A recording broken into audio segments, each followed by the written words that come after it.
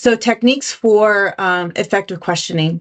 Now that we know the types of questions, let's talk about techniques for effective questioning. We have ask, pause, listen, active listening, follow-up questions, and avoiding leading questions. So for ask, pause, listen, silence can be powerful. After asking a question, pause, give the client time to think.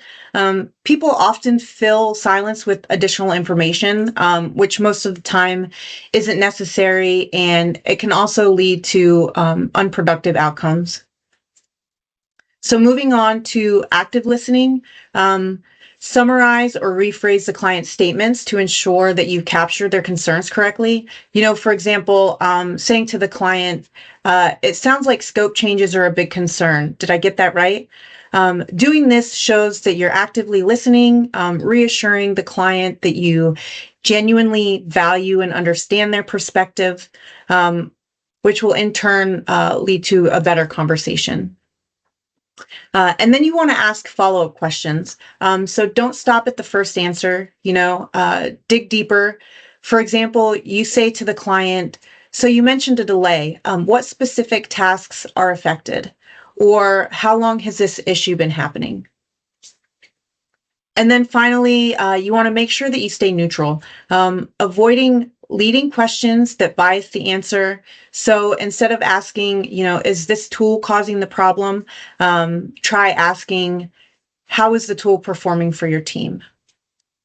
And so I do have a quick example that I'd like to share from you from my previous client experience. I once had a client say just flat out, our communication processes aren't working. Instead of accepting that as the final answer and looking at the communication processes, I asked some open-ended and clarifying questions. I asked, well, what does, not working mean to you? And I also asked, where are the breakdowns happening?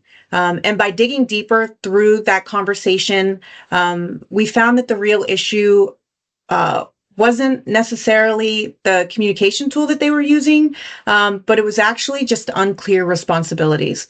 And so in that situation, asking the right question and digging a little deeper helped us pinpoint the core problem and not just what they thought was the problem.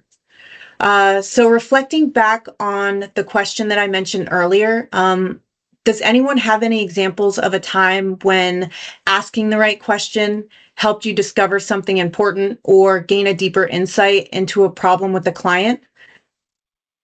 I'll turn it over to you guys if you have anything.